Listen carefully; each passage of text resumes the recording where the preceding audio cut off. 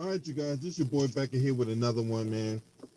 Shouts out to the LDBC Lions Den basketball community. Give the video a like and subscribe, ring the bell whenever we go live, and we get those notifications. Also, subscribe to the Patreon. Let's get down to business, right? So, ever since the trade request by James Harden, wanting out of Houston, we're getting a lot of information now that's coming out about, the Rockets organization giving him a whole lot of leeway and a whole lot of decision-making power. Now, this is the thing. We told you guys this, right? I know I said it. My boy Too Raw said it. I know Ticket said it. Ticket said it on multiple occasions how, James Harden, when you give a guy $30 million a year, right? He's going to be involved in the decision-making process. We told you guys about how he got Kevin McHale fired. We told you guys how he got Dwight Howard out of there, Chris Paul, Russell Westbrook. There was a report out saying that James Harden was late to the meeting, and Russell Westbrook was on time, and Russell Westbrook wanted Mike D'Antoni to start the meeting, but Mike D'Antoni didn't want to because out of James Harden. James Harden came in here to rerun stuff all over again. Westbrook got pissed and he wanted it out. So it's just like, what up, James? Salute to my boy James Hayes in the building. Right? So what happens is, and if you want evidence of what the media does, right, look no further than the Clippers just recently. When the Clippers did not win the NBA championship, we start getting all these reports coming out about how, Kawhi Leonard and Paul George was, able to, show up late for practice, miss meetings, they want to play on their own schedule, all this stuff, right? Well, the same thing came with James Harden, right? If you look at these guys that's not winning, what's the one thing they have in common? These guys that's not winning, the one thing they have in common was the organization giving this individual too much leeway. What's up, Mr. Big Chest? These guys are giving too much leeway. These guys getting all kinds of perks and cachet before they earned it, right? And the one thing we can say about LeBron James has earned the right to have that kind of cachet, the way he can dictate practices and when he wants to play in the games. And when you're given pretty much the keys to the franchise, you got to deliver. Right? And guys are showing up late, missing meetings. That's just unprofessional, right? But part of that too is the organization's fault, because the organization should have freaking nipped that shit in the butt. You don't enable bad habits. If you are an organization and you're trying to get a return on your investment, you cannot enable bad habits. And that's exactly what the fuck was going on. They enabled James Harden's bad habits, and James Harden just keep on taking and taking and taking and taking and taking, and James Harden was not giving anything back.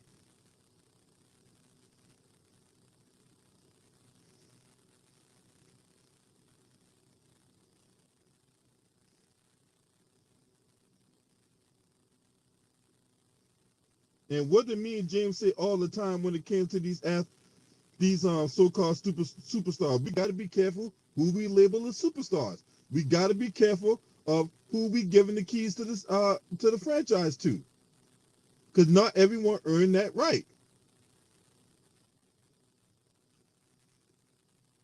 Not everyone can earn that right to be a LeBron James, where they can be able to dictate stuff like that. Don't get me wrong, James Harden is an immense talent, but he hasn't earned the right to be able to dictate when he can come to practice and all that. That motherfucker ain't won no championship.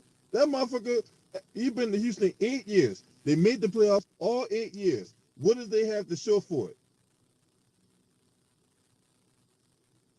We've seen more choke jobs than NBA Finals appearances.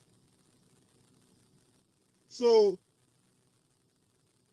when you have more choke jobs the NBA Finals appearances, when you have more choke jobs, the NBA championships, then you got to look at what the fuck is wrong. And what the fuck was wrong is he got too much in too little time with nothing to show for it. And now we at a point now where the Houston Rockets have a new regime. They're trying to establish their new culture. They don't like that shit. Go ahead, Mr. Big Chest. What you got on that? Hey man, I agree with everything you're saying, man. James Harden has way too much power and he hasn't shown up in the big moments. And I understand why teammates have wanted to leave him. Because he hasn't shown the decorum and the respect that's needed to be the leader of that team. Yeah. And that's my thing. It's like, look, if you got, it's one thing to be a leader of a team, right?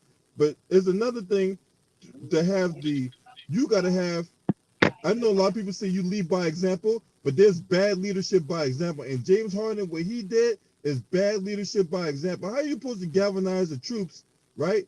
If you can't show up on time, if everybody's at the meeting and yet you're coming late to a meeting and all that, how do you expect people to look up to you with any kind of respect? But that goes to show you when they gave James Harden the keys to the franchise and they just let him run amok.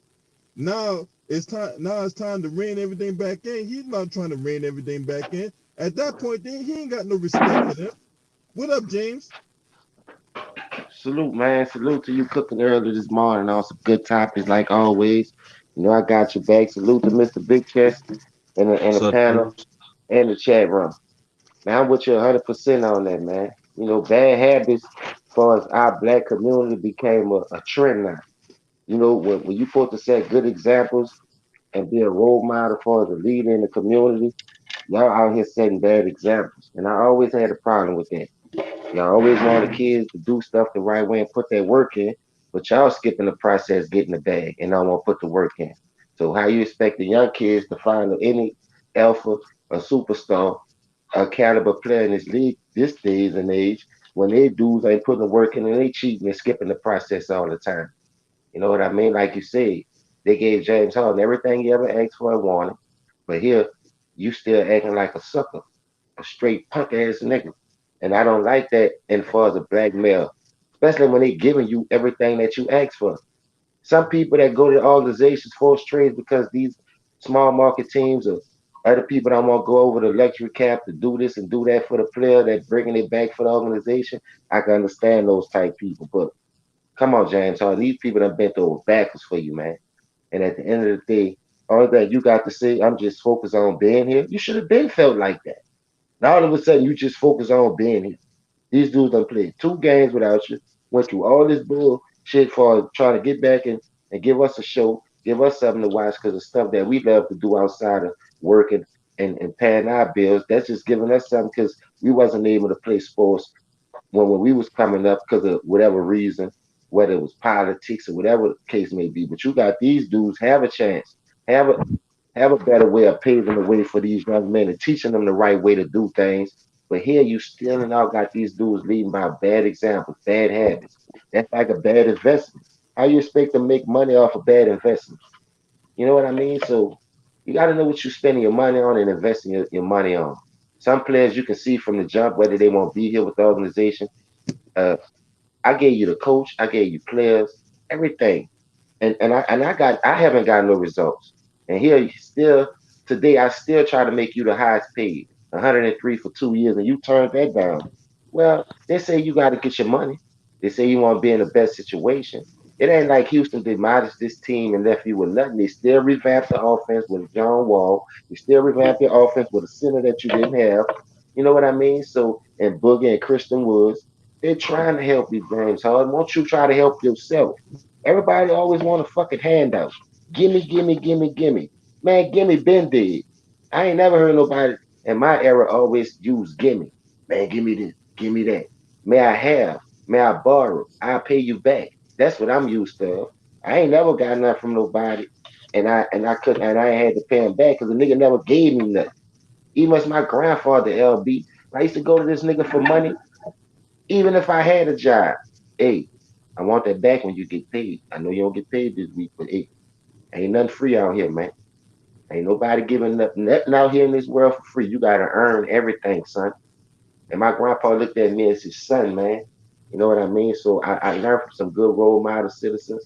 I learned from some stand-up people that worked till they were 65, 66, and then retired, where the government milked them for everything and ain't want them to retire early.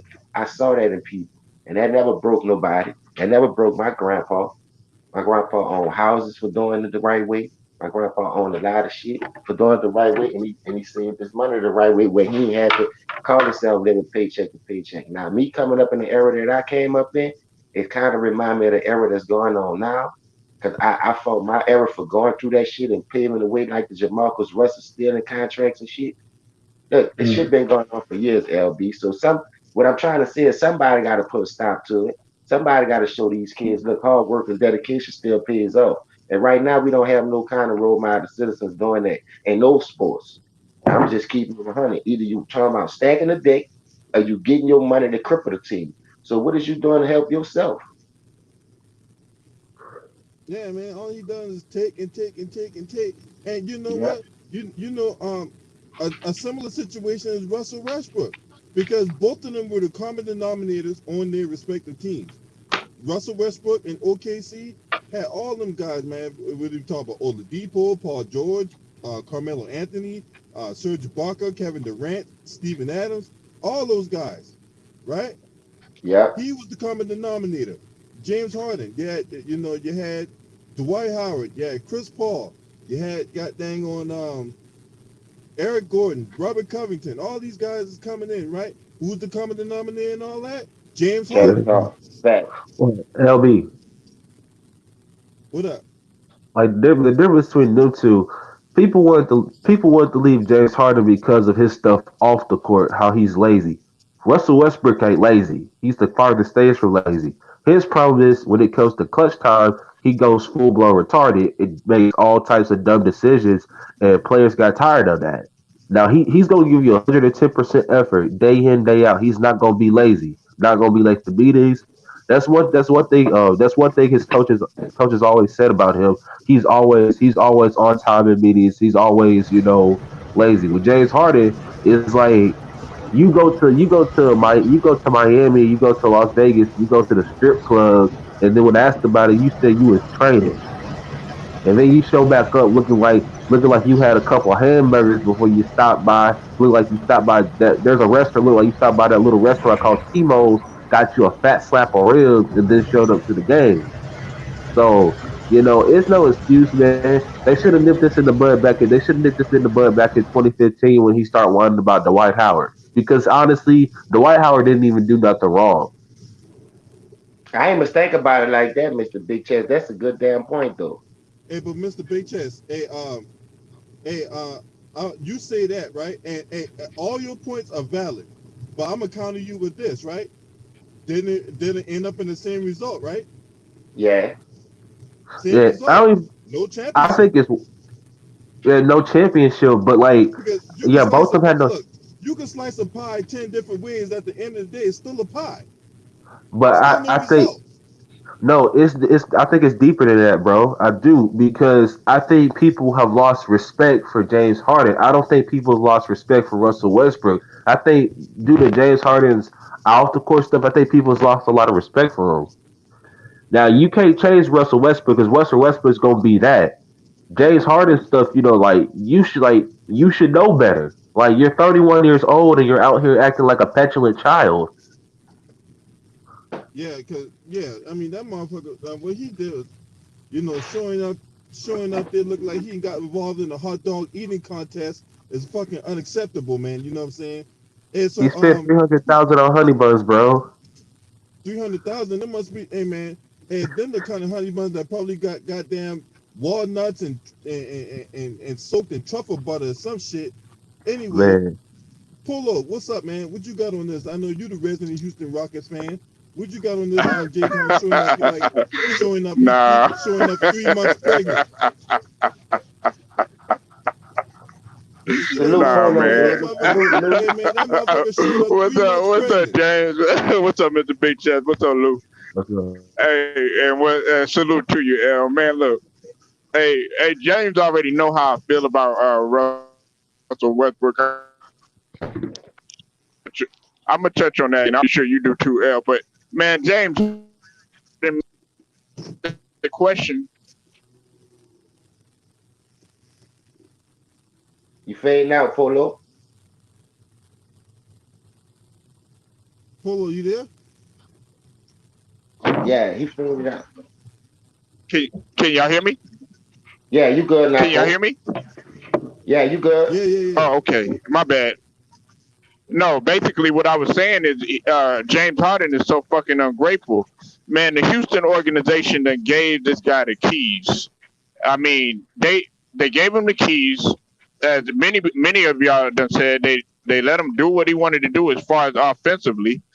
He done got players in there that that were decent players, and then you had Hall of Fame players in there, and then ran them out.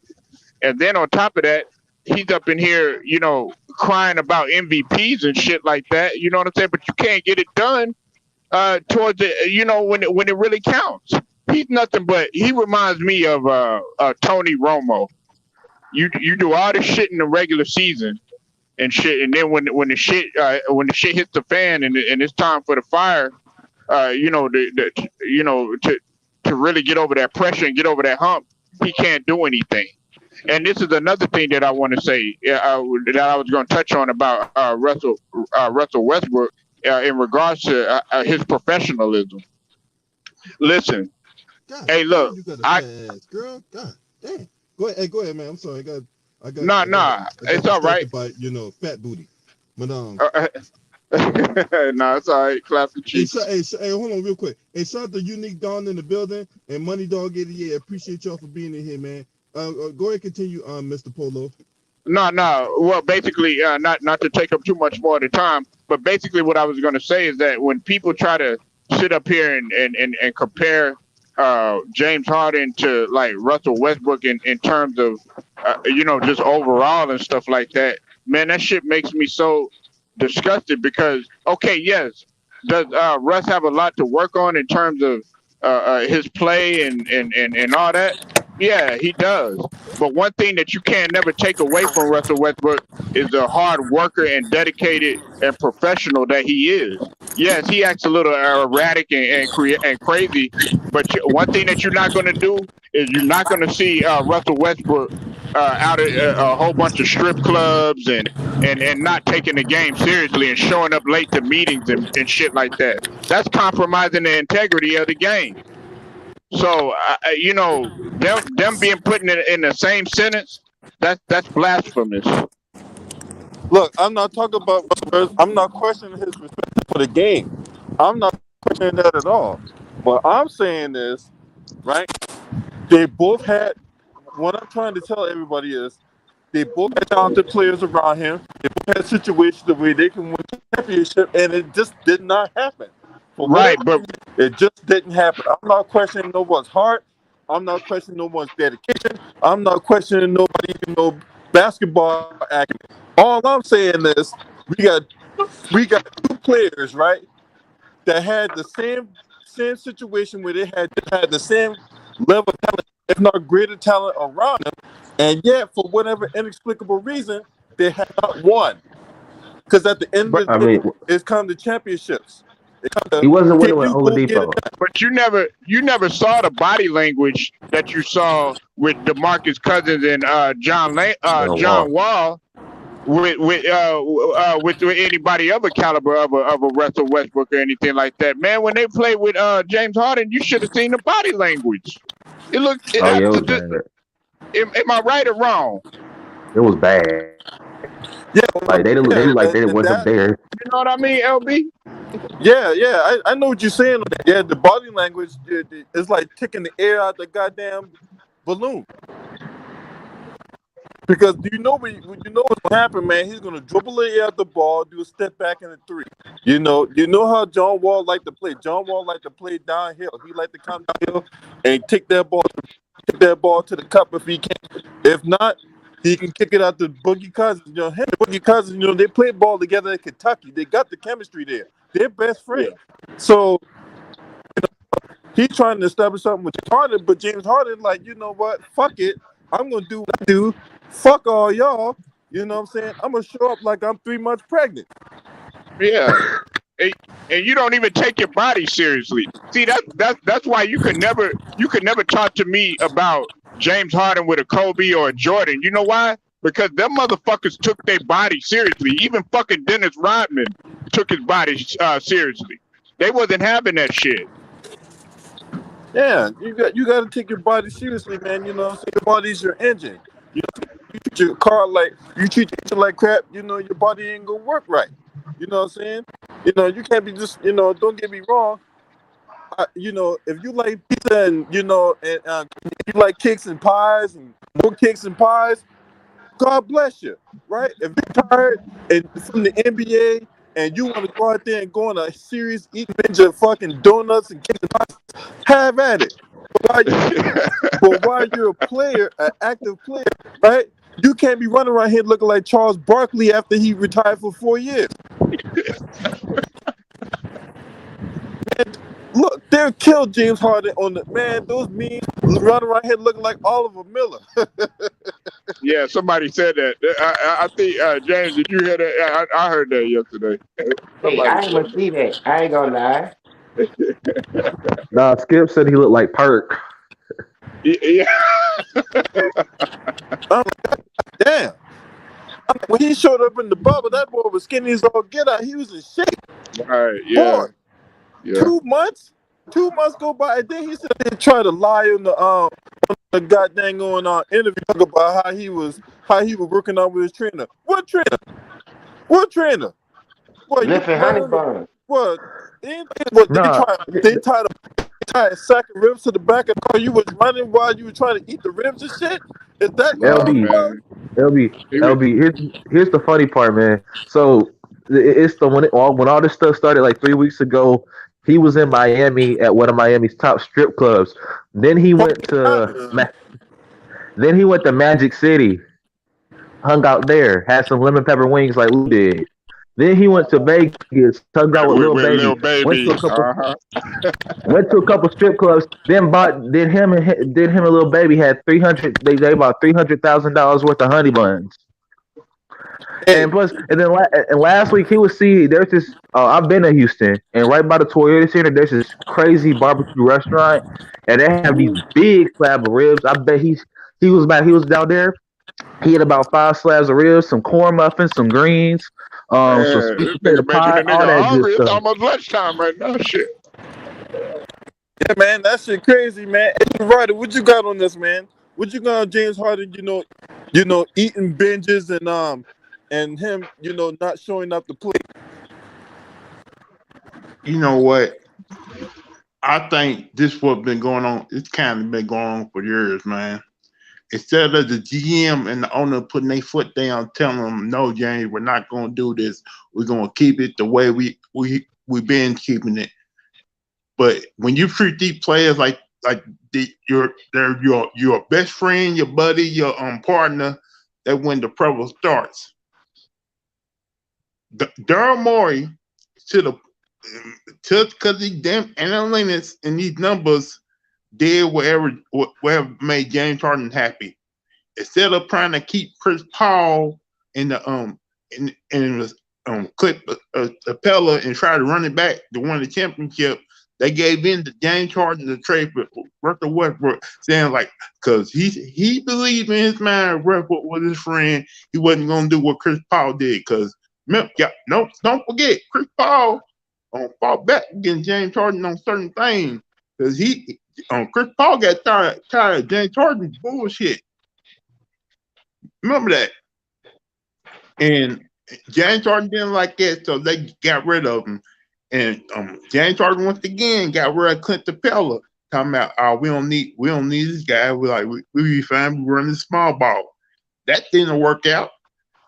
Now that you got the team you got right now, James Harden is unhappy, talking about he want to get traded to a the team. I'm like, man, fuck that. Trade him to somewhere you don't want to be. And for him being unpleased, he started eating Thanksgiving meals like 24/7 all week. And look, and this is the result you're gonna get. And I'm pretty sure John Wall, DeMarcus Cousins ain't happy with this man too, because they seen how lazy and fat, overweight he is right now, and this whole playing together situation ain't gonna work. He talked to John Wall, and he told him, look, James, we can work this out. We can play together. James Harden's not hearing this dude. I'm pretty sure if James Harden do play for Houston this year, I would not be surprised if they got in a fight in the locker room over James Harden, and you gonna hear reports about them not getting along, being mistreated. I'm telling you, this is not gonna work out. You need get rid of James Harden for any type of price for the Houston Rockets. I don't care where they send him, just get him out of there right now. Because if he's like it the whole season, it's gonna be bad, real bad. Because the fans are tired of James Harden. The team is tired of James Harden. The organization is finally tired of James Harden. You gotta blame the organization for doing what they did for James Harden. Instead of treating him like a player, they're treating him more like a buddy. We should not have did that. And this is the results you got right now.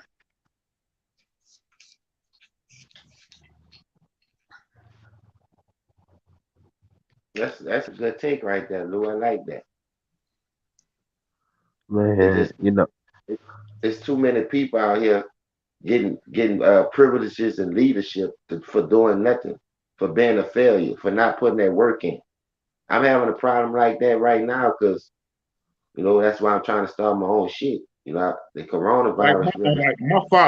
My father James, he was hard on me growing up.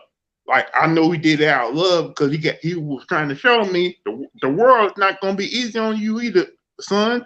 It's gonna be tough on you. And I understand what my father did for me growing up. He wasn't my butt. He was my buddy, but he had me still show me that tough love every now and then. Oh That's why I yeah. got my And you can't, ass whooped a couple times.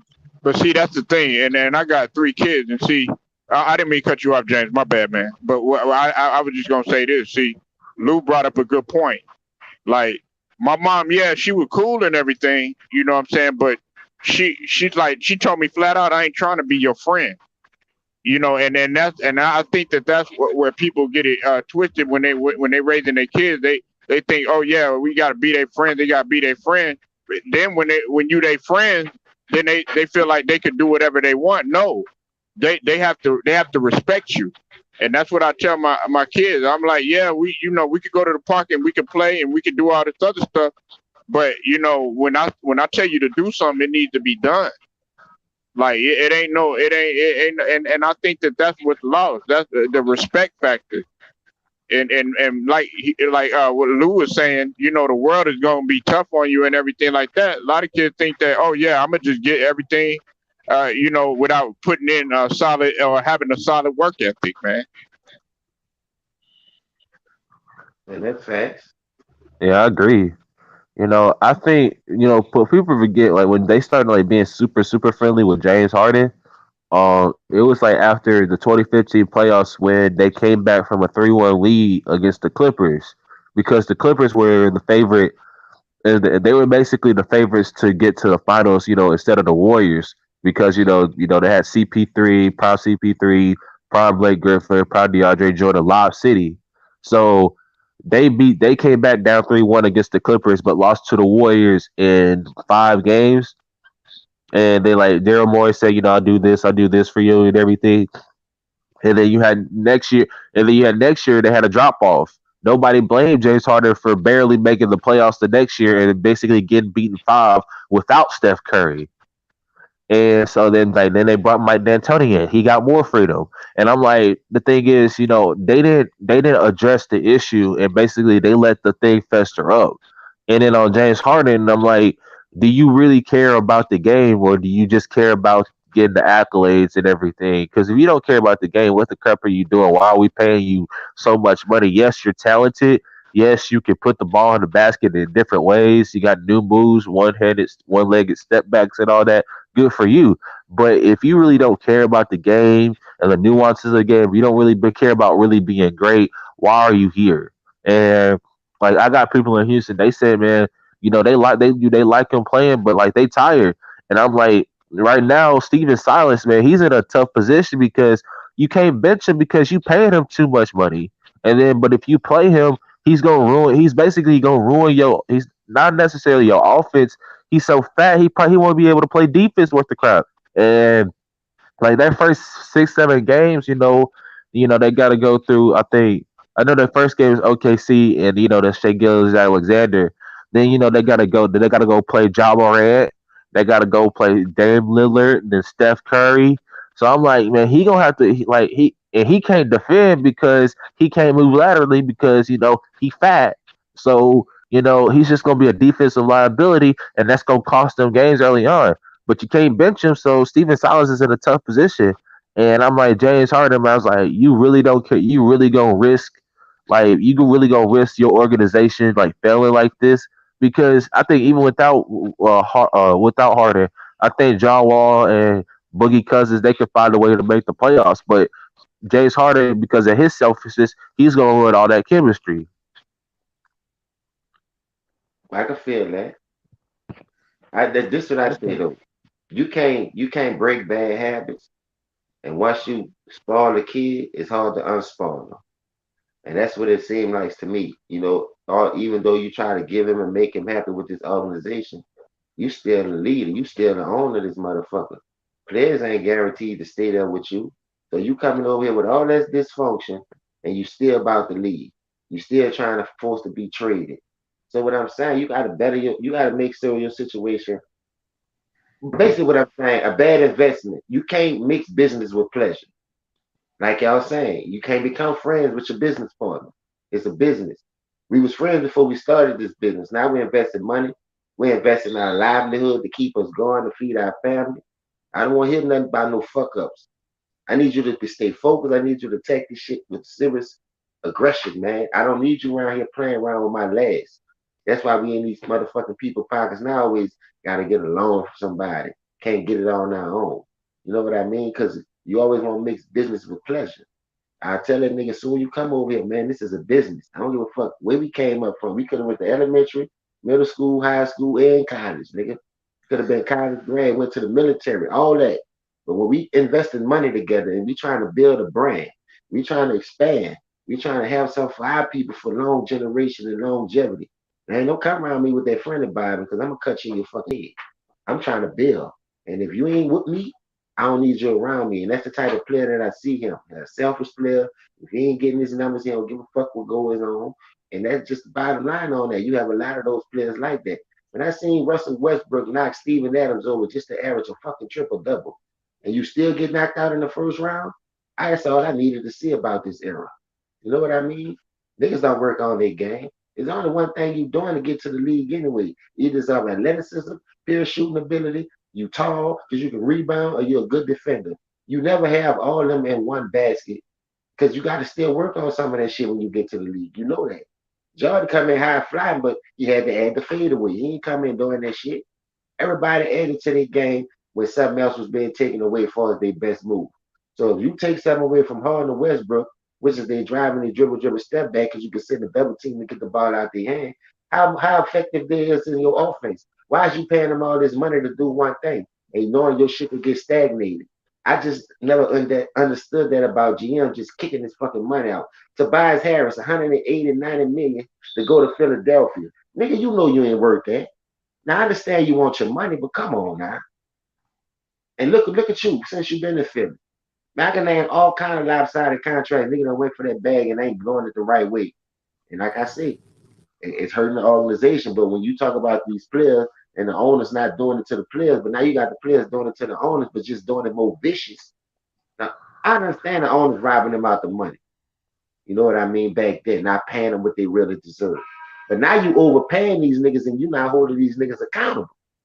Now what you gonna do? You can't get that back. You cannot get that back. So never relinquish your power when you the one signing the motherfucking checks anyway. If you feel like you can get more money and you feel like you won't be that leader and you can build continue, we don't need you carry your ass to Cleveland. Show me you a leader. Show me you can lead that team then. Show me that Yeah, dribble, step back three to get them to the finals of the Eastern Conference Finals. Just get them to the fucking playoff knowing they ain't sniffed that shit since LeBron left. yeah. But like you gotta understand, like players like today, like they getting paid like it's like you said, like players today, it's either you're a specialist at something, or you got super good, or you got super crazy athleticism.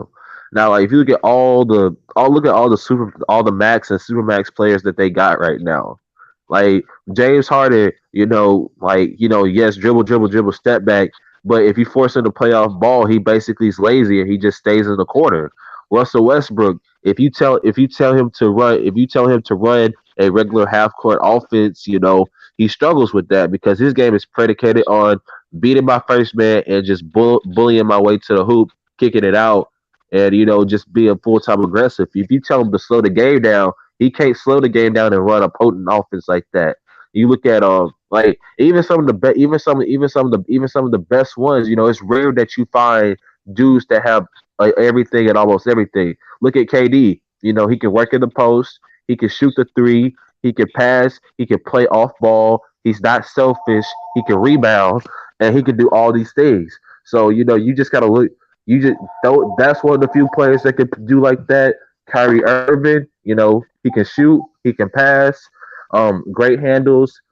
Still has to work on the defense, but that's a physical thing and everything. Dame Lillard, same thing. Shoot, pass, dribble, everything. And then Steph Curry, he's not an athlete. He's not athletic like the other guards. That's a physical weakness because of history of injuries in high school and college. So he's not athletic, but he can handle and he's not selfish. Even though he shoots and he makes a lot of threes, he's not selfish. He gets the team involved. And it's rare that you find that. So you got guys that are like the top of the league, the best players in the league, and then the rest of these max contracts, they're just a bunch of specialists or just getting money because of their athleticism. That's the problem right now. Like we all were getting these arguments over these cats. These young cats be like, oh man, they got these numbers, they put up these numbers, but did they win though? They did not. Like when we saying like they didn't win the game, like why you care about the numbers they put up? They did not win the game. It don't matter. They put up these numbers. Like they put up good numbers, but they didn't win the game. Lou, you still have to go off the eye test though. We talking about still being clutch, still not scared of that moment. You could put up numbers, but you not that guy. You just a high volume shooter. You just a high volume need the ball in your hand guy. So your number's supposed to look like that when you got the ball in your hand damn near 70% of the time of the game. If your numbers don't look inflated, nigga, what the fuck? You really shit water. So what I'm saying is if you more of a ball dominant person like a James Harden type person, your number's supposed to be like that. I can see if he was a Bradley Bill, don't need the ball that can run off screens and step.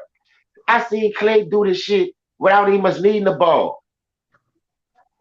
That's what I'm saying. Other people got skills just to get it all different kind of ways. They don't need to be ball diamond to stagnate my offense or to stagnate my team where I can't develop the young players and get them in the right positions to help me to be successful, man. That's all I'm saying.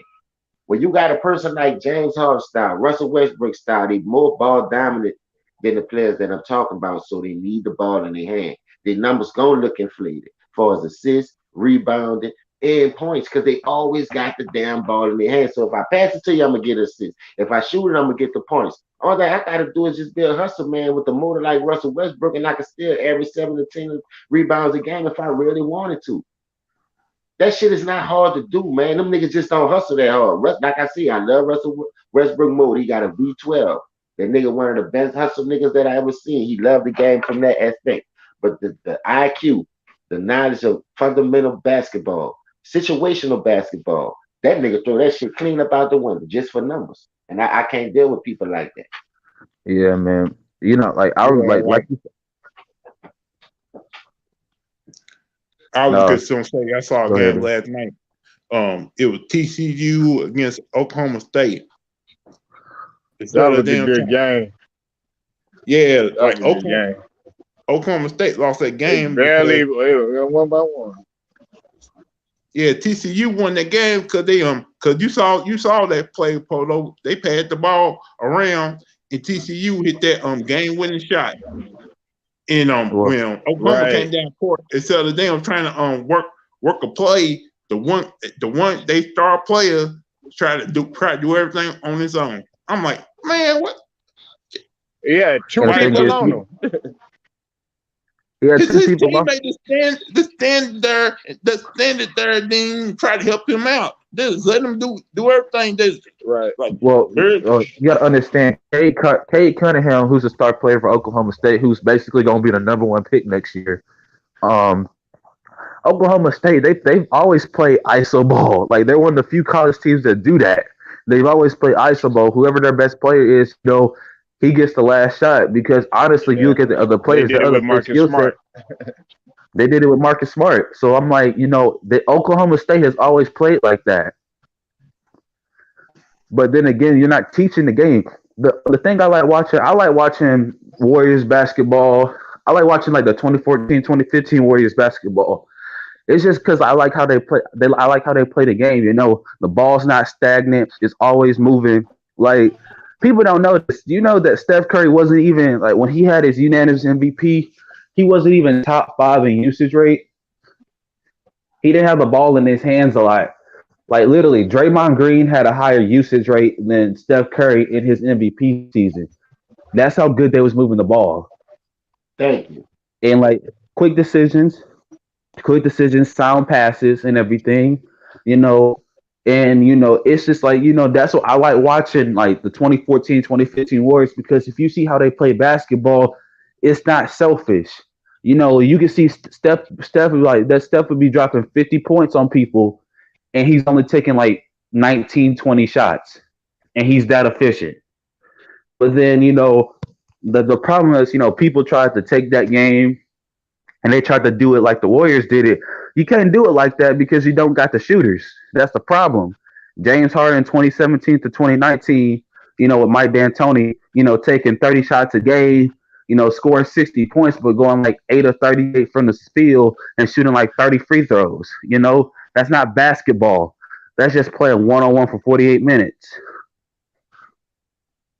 yeah. I hear what you're saying, man. Like I look at teams today, man. Instead of them, I see more teams playing iso ball instead of playing team ball, and It's been like that, Lou. kind of Look, pissed me off because James, remember that Portland series against the Lakers. Every time somebody started to get heated up, instead of them playing team ball, passing the ball around to that person who was hot, they did that little iso ball and tried to do it themselves, and that's what. But Yeah. see, hey, Lou, this is what I was gonna to piggyback off of what you're saying. See, Stephen Silas is trying to change the culture of that though. That's why one of the reasons why James Harden is kind of frustrated too, because he still wants to play the way that he playing, but they said flat out they are trying to change the whole dynamic and the whole culture here. They don't want no one-on-one. They're trying to have that ball move. Do y'all see how excellent the ball moves without James Harden? yeah, that's I what I mean, was paying it's attention to, beautiful Polo. basketball. It's just like what Mr. Big Chest was saying. It's beautiful basketball, like sort of like the Warriors.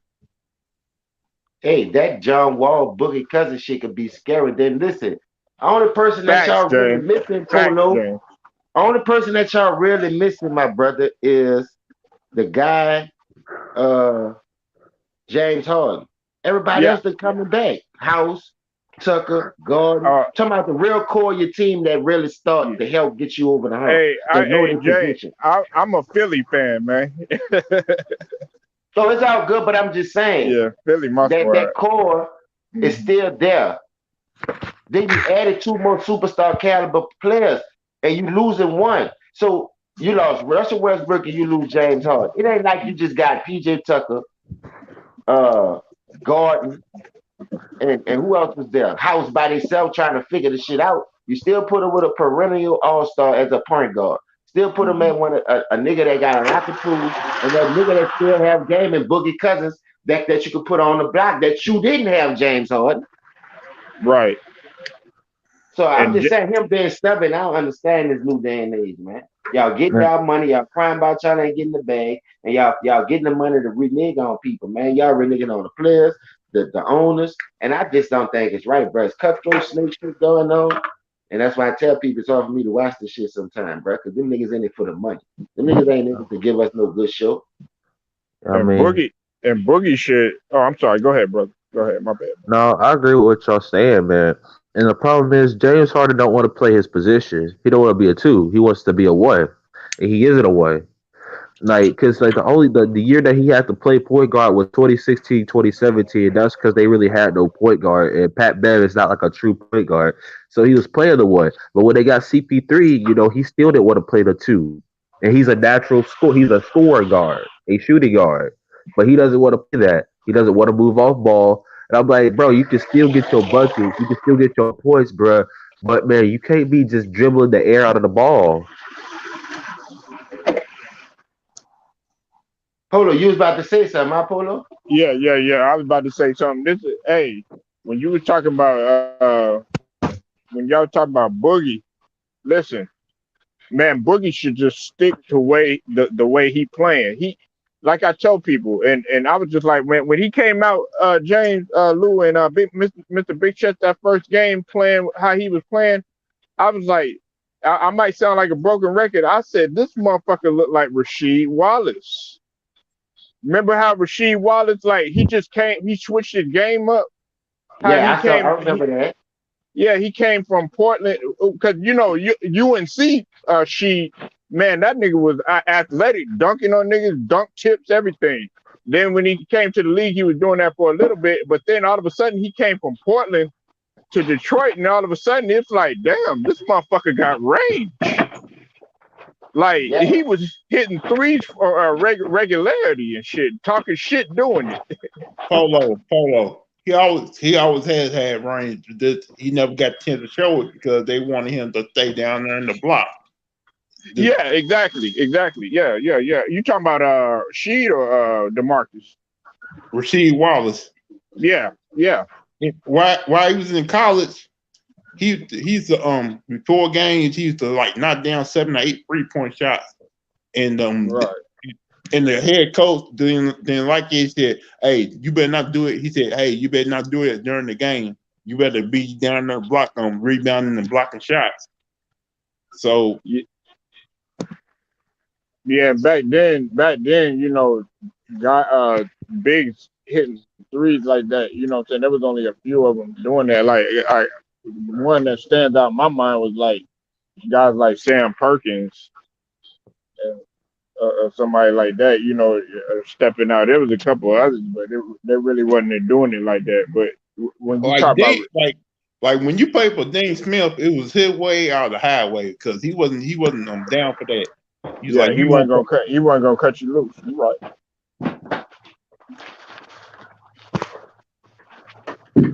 I'm coming, y'all. Y'all keep cooking. And I'm saying, Dean Smith cost himself a lot of national championships. He should have won more than the two his whole career at North Carolina because he had players that he can win with over the years. And like you had Sam Perkins, James Worthy, Vince. No, hold up, Matt Doherty. I'm trying to think that when Dean Smith retired, because I believe Rasheed Wallace and Vince Carter played under that assistant coach for years. I think I told them. Yeah, they had Antoine Jameson, Vince Carter, and I remember when what's his name was there? Was it Ed Coder? No, Ed Coder played under Dean Smith. My parent, when Dean Smith retired, Williams. What was his name? Williams. Remember that guy, Lou Williams? The point. Donald Williams. Yeah. I thought it was Shammond Williams. something like that. Then they had Lynch, Who you talking about? On what team? Polo? George Lynch, Carolina. That Carolina team from James back in the day when Hey, Dean they Smith had had all the players. they had Eric Montross one year. Yeah, the one when that nigga Chris Webber called that timeout, I was like, ooh, ooh. And see that whole thing right there, Steve Fisher got a lot of credit for winning that 89 championship. But look at the squad that nigga had. You had one of the pure shooters in the game, Glenn Rice, nigga. Oh You know what yeah. I mean? And that nigga took over that 89 NCAA series. You had to have a pure shooter. Jalen Rose on that Fab Five team, we never had a shooter on that Glenn Rice caliber. You think Glenn Rice should be a Hall of Famer? I ain't gonna lie, it's hard, bro. Then, like I said, you got a championship in college, and that was your work. Then you went to the Lakers and got one being a good role player because they was down by 15. That was Right. that nigga brought them niggas back against Portland. And that's why I'm mad at Scotty, because that's your position. Glenn Rice was cooking out there. Why you ain't gonna stop that nigga? Scotty couldn't do nothing with Glenn Rice. Glenn Rice scored like 12 points, cut that 15-point lead. Next thing you know, Kobe, Shaq, Allen, in the story. He was MVP of our All-Star game one time. Man, it's just so much shit that I don't understand about certain people. You gotta put that work in, man. Shit ain't gonna fall in your fucking lap. And I'm glad my grandpa told me that way. He said, you walk around this motherfucker like shit gonna fall in your lap, nigga. You better go cut some grass or pick some cans or peel some copper. Shit, do You always something. talking about fucking give me. How you gonna pay me back if I give you this? I got bills. I got a life. I gotta live. You always want me to give you this to go to the dance, give you this to buy that, give you this to keep up with the fashion. That's why they made me work at 13, nigga. They took my childhood. Nigga, I thought I was a slave, nigga. All my kids outside playing, going to the super fairs, doing Yeah. shit, and I gotta go to work. I gotta be paying niggas shit back because I done got $120 from my grandpa to go buy some motherfucking Jordan. You know what I mean? But he wasn't giving me shit. That everything I ever got from that man, I had to pay it back. Unless it was my birthday. On graduation when he gave me that motherfucking bankroll. Other than that, that's the only time he gave me. And James, you mentioned something, man. Not to cut you off, man, but Go ahead, man, I was finished. Go ahead, Polo. listen, man. You got a lot of motherfuckers right now in the state of this in the state of this climate. When we talking about the vaccines and all this other stuff and the stimulus, man, I had a friend. He's like, man, I'm just waiting on the stimulus. I'm just waiting on the stimulus. I'm like, you waiting on what?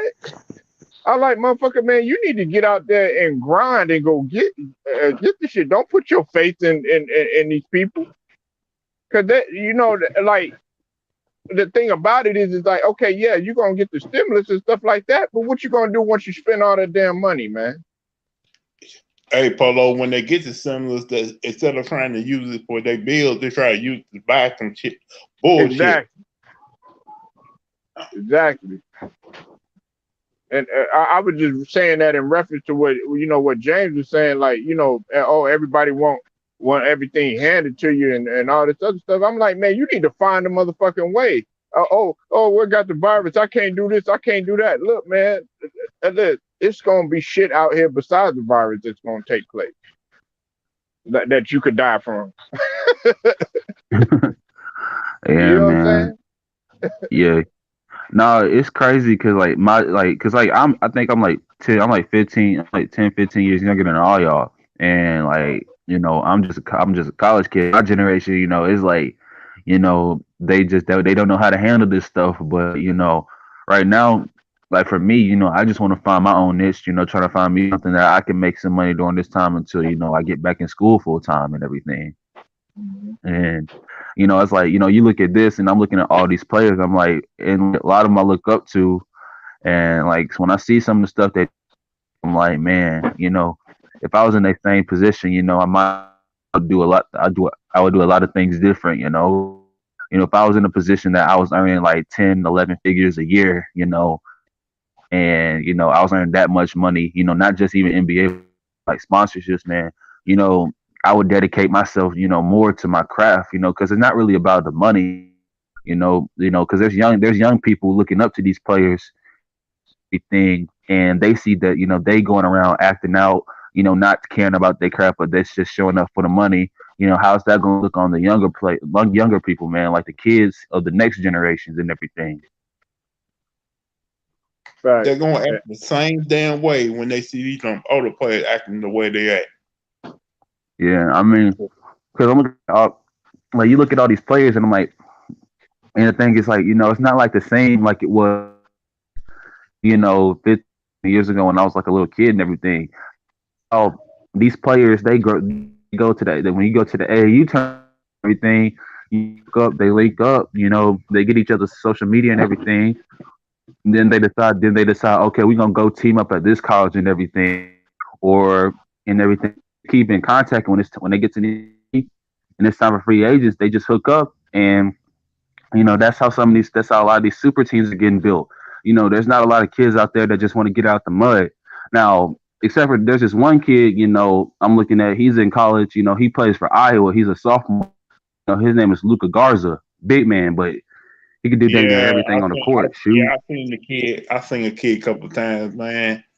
Like right now, he's doing what he's doing against some guys who probably won't be in the league. But when he gets in the NBA, it's gonna be a whole different type of story. He got an NBA body though. He got It's just his body. He got an NBA body. That's the thing. Like what he looks like the stuff that he did to North Carolina a couple days ago. What he did to North Carolina when he went 13 or 14 from the field with 34 points, only missing one shot. But like 90% from the. Mr. Big Chest, man, our ACC right now, not to cut you out, our ACC right now is trash, man. It's horrible, man. We had to beat that game. We had to win that game in order for us, because that would have been the first time, Lou, that we ever would have been under 500 in the Coach K era. Yeah, I seen that. That was Duke struggling like a motherfucker, huh? Man, our guard play is horrible, James. It's horrible. Hey, I ain't trying to be a homer or nothing like that, but I look at my own Louisville Cardinals, man. It look like we the best team in the ACC right now because we played. Y'all the best team by far. Yeah, y'all the best team. Like the only team that can, low-key, the only team that can compete. Coach Rick Pitino still over there? No, we got Chris Mack. Rick Pitino. He gone. Chris Mack. We got Chris Mack as head coach. Rick Pitino was at Iona. Yeah, Iona. Yeah, because of that situation that took place, James. With the all right. I forgot that scam. But here's the thing, James. Here's the thing with my team right now, James. We Chris Mack got these young cats who willing to be coached, who willing to play team ball, and who's not selfish like that. And right now, Duke, North Carolina got guys who just want to try to play iso ball, do their own thing. Because last night I saw that Duke and Notre Dame game. Yeah, Duke won that game, but Notre Dame probably basically gave up. They wasn't even looking at their head coach. But we so young right now. And look at and Lou, man, and Big Mr. Pitchers and James. Listen, man, Kentucky is playing horrible. I see that too, though. Like, what's up with these powerhouses, Polo? You think it's the recruiting? You think it's the corona got these young men coming? It's no. It's a mix of it's a mix of a lot of things. Listen, I'm gonna say this. I'm sorry, Mr. Big Chest. Let me get this out there real quick. I was gonna say this. You brought up a good point. Recruiting. Listen, before you remember, John Calipari was kicking everybody ass in recruiting. They were getting everybody boom bam get to the league. Boom bam get to the league. Then Coach K, he was doing it for a minute. Boom bam get to the league with Ingram and Zion and a couple others or whatever. Now everybody done caught up to him. Fucking Iowa number one. and that ain't number, no offense, but that man, that's white boys coming out killing. Gonzaga out there killing. A team. So hold up. Who the number one ranked college team? It was Iowa. It was Iowa. Iowa. No, Yeah. Gonzaga, They the got this. number one team Oh, in the country. Gonzaga took over. Okay, Gonzaga took over. Well, Gonzaga got this Jalen Suggs, man. That boy can But ball. I'm used to Gonzaga being up there getting their ass flamed when they get to the tournament Man, anyway. them boys is like they can shoot, and they doing it pure Got a bunch fundamental. of shooters now, man. Say that again one more time for me, Man, Polo. is One more time. They pure fundamentals, man. Thank you, sir. Thank you, sir. That's all. Pure fundamental, man. mhm. Just cutting and moving. My bad, Mr. Big Chest. My bad. I mean cut you off, bro. That's all I wanted to That's hear. That okay, man. But fundamental. No objection, you Your look at Honor. all the college teams. You look at all these college teams and everything.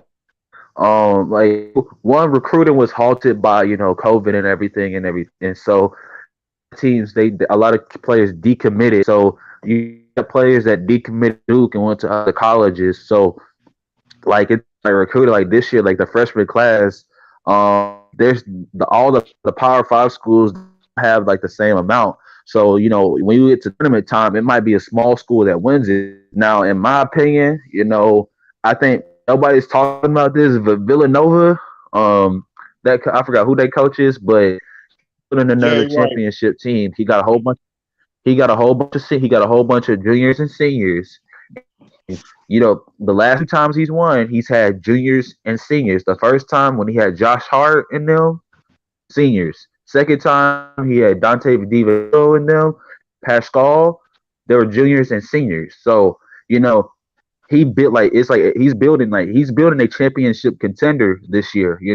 They're sneaking under the radar, but they're a contender. Jalen Suggs for Gonzaga, that boy gonna be special. And the thing is, he plays fundamentally sound team ball, and he can get his own bucket. He can sauce you up, cross you up, step back three. But he's a fundamentally sound player, and he's the most efficient guard in the West Coast Conference. Now, the reason like the talent gap is everybody's caught up to Coach K, and everybody got their own private jets. They're flying out to high schools. They're going to AAU tournaments and everything. They're doing a lot of stuff. And one thing that I'm excited about, one thing that's going to be these smaller schools are starting to catch. These smaller schools are starting to catch up because if you got a small school that has a good coach and a player that has big school talent, a player that's willing to buy into the system, and role players that are willing to believe, they can mess it up for a lot of people. So you got small schools like the Seton Halls of the world, the Ionas, the Wichita States, the St. John, St. Mary's, and everything. All those small schools and everything. Like when VCU, those schools, they're on the come up, and they're gonna win a championship. They're gonna win a championship one of these days, because these big schools, they're relying too much on searching for talent instead of searching for people that's gonna buy into the system. Same thing, same thing with same thing with college football. You see some of these small schools this year, they're on the rise, like BYU, Coastal Carolina, Cincinnati. You see that, These huh? schools are on the come up. I like what Uh, they doing too. I told you Man, I'm that from the land of CFP. I the can't zone. wait for that CFP, man. And Polo, I'm you want to know what happened? You want to know what happened to Kentucky, man? This is what happened Right. to Kentucky. John John Calipari. Calipari. That's what I'm about to say. John Calipari really not a good offensive-minded coach. No, And he's He's not not a a good good coach, coach at period. all. How many times this motherfucker had all kinds of talented teams and whatnot He's a and fall short of motivator. He ain't no expectations and He shit? ain't no X's and O's guy, Lou. Man, you can go all the way back to UMass with Marcus Camby. They get to the Elite Eight, Final Four, lose. You know what I'm Yeah, saying? This motherfucker fact. is notorious for losing. And basically, his assistant coach Kenny Payne, who's been there with him for years and years, left to go to the NBA, and now you're starting to see the real Calipari and the way he coaches basketball team. You He got you see what happened to him, Lou, when he tried to go to the NBA. Oh God, Yeah, he yeah. sucked in the NBA too. Him and Patino tried to do it. Oh, But he see, was with the Rick Nets. That Pitino, nigga got ran out that bitch so quick with that motherfucking bullshit. Rick Pitino actually had some success when he was with the New York Knicks, though. Who Rick Patino? Pitino had some success with the New York Knicks. Yeah, but Not I as much mean, with the Boston Celtics, not with but not with Boston, but yeah, with the Knicks, I give you that one. Yeah. yeah. but Yeah, he give it. still Yeah. came back though. Hey, The that's what only I one want to I ask felt y'all. like, oh, Go ahead and pull over right quick. You no, go get my your bad. point. I was just gonna say the only one I felt like was really successful was Larry Brown. Facts. This is the What's only up, thing I want to underrated? What's see. up, homie? Salute to the underrated darkness, man. Salute for I the think, underrated man. but I What also y'all think think, about the black colleges? I think that's the next step, though. But what Deion Sanders took Hey, you on the know, Man, hey, shoulders to hey, do. Dion hey, landed a James. recruit. Hey, you know, a lot of them One black athletes, man, they recruit. starting to go to these HBCUs, man. These 5-star recruits and shit. They starting to go to HBCUs and all. They skip all the big colleges and shit. Because they see the bullshit, LB. And why not do it with your own community, your own heritage? Man, Walter Payton, the best A running back, fact. where he went. Jerry Rice, the best receiver, where he went. You don't have to go to no big school that already got money who only gonna use you for cow cash anyway. Then when you get the way you going, the agent's gonna get paid, the school's gonna get paid, and you still gotta get under punch. Man, do it the right way, man. Put your own seat on the map. And That's then why I you don't look, knock man. James, nobody. hey You James, see that scandal play out. You see that scandal, hey, that NCAA scandal play out, man. All them dudes in the loop about that, man. The shoe companies, the Yep. goddamn execs, the agents, the fucking the school at the school, the the people that represent the boosters, school, the boosters, boosters. You know what I'm You saying? right All the about that, man. Polo. boosters got a lot. Boosters is a big percentage, man. Yeah, you I Yeah, know mean, and how the this And is they the school. and they some alumni. scumbags too. They some scumbags too, man. Them boosters, and they some scumbags, man. Some of them, that's Hey, but you know ain't a your lot boy of Ed boosters Martin that was the booster who got Chris Webber caught up? man. yeah, it was a booster that got Chris Webber caught out. You know a lot of Yeah, that nigga you know a right lot there. of That's what I'm boosters. saying. They'll Facts, pay you, James. they'll put your mom in the house, and then the whole while they know they wrong for that shit. Exactly. Hey man, a hey, lot of hey, them hey, boosters, man, used to go to Hey, those schools, and a lot I of them learned a boosters lot that about that on Blue Chips, man. When I watched Blue Oh Chips, yeah, that that was put one of me my so favorite much on movies. game, man. That's why I hey, told people, Man, bro.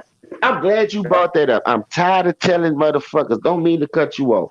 They put this shit in movies just to throw you off. The whole while they doing that to our black brothers and exactly. black sisters. Hey, look, fattening their motherfucking pockets. Now let me give you a good example, bruh.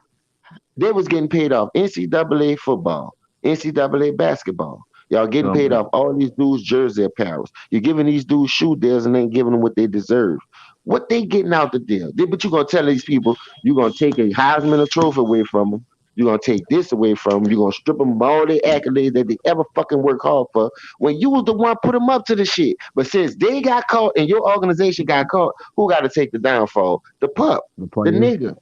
You the see, when the player. players got to take the hit for that shit. The organization man. and the owners and the motherfucking universities don't take no hit for that shit. They already got money. They ain't worrying about that shit, dog. It's all about making money for them. But for us, it's bigger than that, dog. People that got the passion like us. Y'all guys who talking about this shit today. LB, what he do? The whole LDBC community, period. Just for spitting the real, man. We got passion behind this shit. Dog, like I tell niggas, I played every fucking sport, nigga. I'm passionate about everything I do. Tying my shoe. Yeah, I'm bad. You beat me.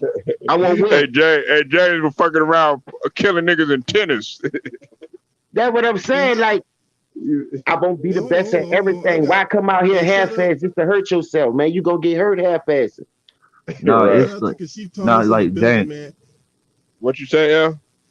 I said a shout out to Kashif Thomas in the building. He said the beard deserves all that power. I don't know how, but hey, everyone entitled to their opinion. You know what I'm saying?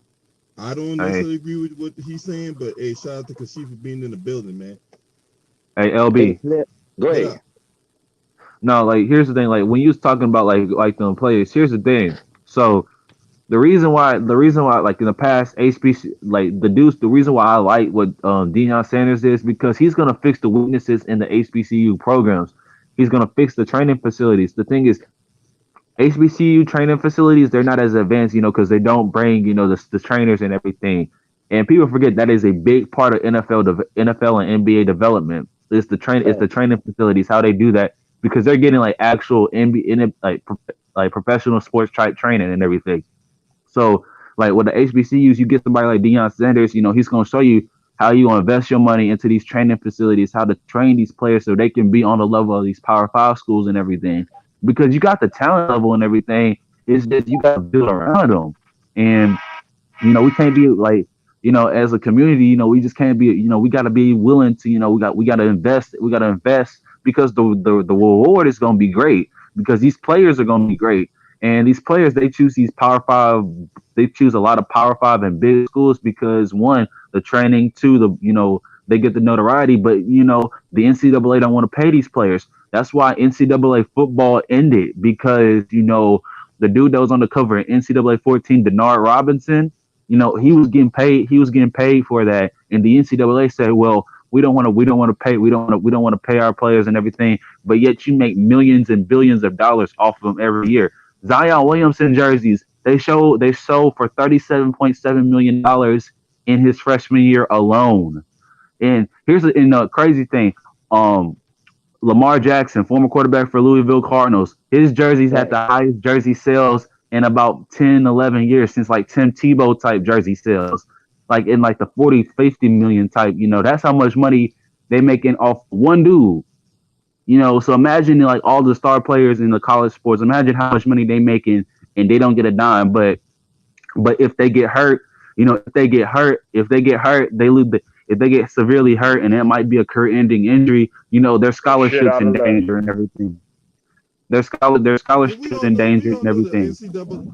Man, but we all know the NCAA ain't nothing but a bunch of goddamn hypocrites and whatnot. And all of a sudden now, when you call them out on hypocrisy, and all of a sudden now they see in the light, right? The fuck out of here. I don't, Man, because like honestly, because I'm in like my thing like for football, it's like the junior college thing and everything.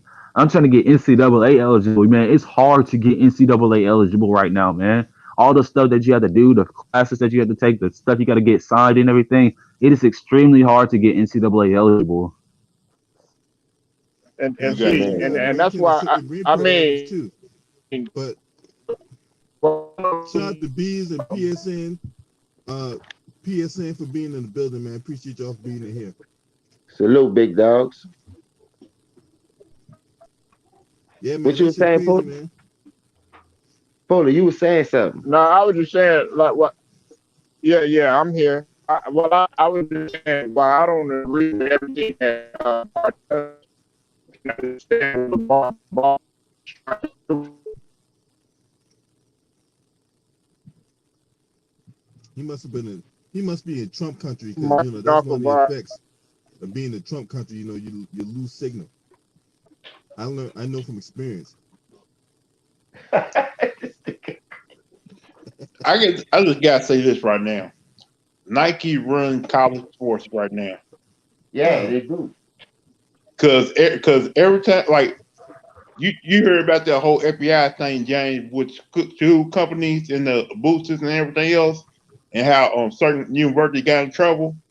The only company that didn't really get in trouble is Nike because they run the NCAA and the college sports. They always tell you like every time like I've seen this over the years. Every time a Nike recruit want to go to Adidas shoes, that Nike giving them phone calls talking about if you go to Adidas, we're not gonna endorse you once you go pro. We're gonna make sure we ruin your career.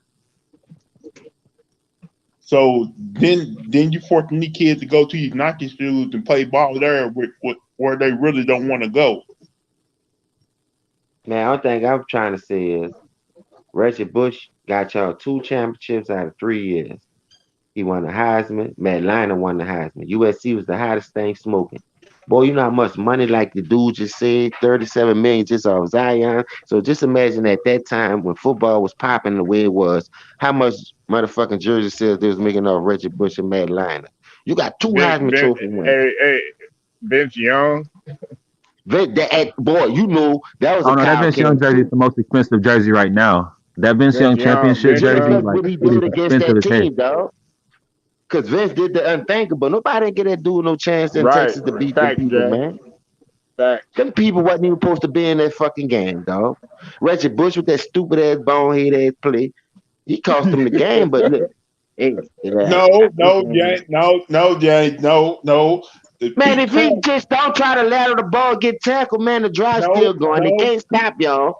You To up me, by at least a field goal a point. Now you got that touchdown don't hurt you, man. You still winning. no, James, you remember that game? They had a fourth down. Instead of going to Reggie Bush, they went to his backup running back. Lindell. But listen, I Yeah, fought the Wendell. coaching in that. Look, we just seen Pete Carroll do that in the Super Bowl, so I ain't worried about the coaching. That's part of the game. But when you got See, your Pete all Carroll don't know. star, you up by big. You already about to put the nail. That right there was gonna put the nail in Texas, dog. I swear to God. If you know football, the way the momentum was, cause they come out, they was boom, boom. They couldn't do nothing. Boom, boom. Then when what you call them got their trading going and they got that traction, dog. That's why that play exploded, cause they just was setting them up for those explosive plays to get Reggie Bush going. That nigga tried to lateral that bitch back and killed the whole Man, fucking drive. You score yeah. right there, you put them niggas away. That shit don't even much happen. Nigga, You're right. I'm No, in it's like, Oakland, California. Boy, them niggas almost tore that bitch up. You heard me? oh man, no. The thing is, like, once they got Vince Young going, like USC, now Pete Carroll, he made the mistake. It's like because he's been making this make ever since he got to Seattle. He likes to play cover three, and the problem with that is that you like cover. Let's not get too far off the rails, man. You know I talk football on this channel, bro. I know, but the thing is, like, they make so much money, and like you look at who's the dude that played for it was like back in 2014, 2015. I forgot his name. Um, I forgot his name, but he went number one overall. But I forgot what college he played for.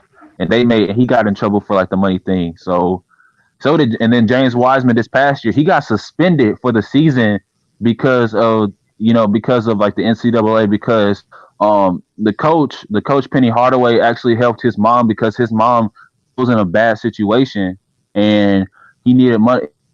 His family needed money, so he basically he helped them pay for like the house or like rent or something. And then when the NCAA found out, they said, "Oh, well, Penny Hardaway was being a booster." And I'm like, "Bro, he was just being generous, to help the family out because they needed it, man." And you gonna punish it? You gonna suspend this kid for the whole season? And I was like, man.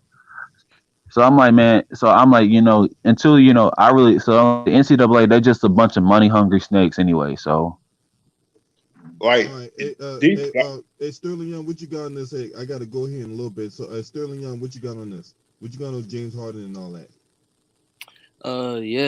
Yeah, they did. They did gave him too much power. The Rockets, I say the Rockets gave him too much power because they let him do what he had to do what he wanted to do, and messing up the team organization and the chemistry because they trying to focus on winning and stuff, and he just trying to be traded because he don't want to be here. So if I was an organization, I feel like what best for the organization is to get rid of him. Like just get rid of him, trade him to a team. Because if that guy doesn't want to be on your team and doesn't want to change his style of his game, so what's the point? What's the point of him staying? Yeah. That's what I'm saying. You know what I'm saying? But hey, y'all, I got to get up out of here. Like I'm gonna talk to y'all later on, man. I appreciate y'all for being up in here, man. You know what I'm saying? Cooking with your boy. You know what I'm saying? Hey, smash the like, hit the subscribe, man. I know there's 221 of y'all out of there that wanna subscribe to this channel, man. Get me to 1,000. You know what I'm saying? So hook your boy up. You know, hit that like button. You know what I'm saying? Comment, subscribe. Appreciate y'all for being up in here. Appreciate everyone that's gonna watch this video. This your boy. Scream at me. Hey!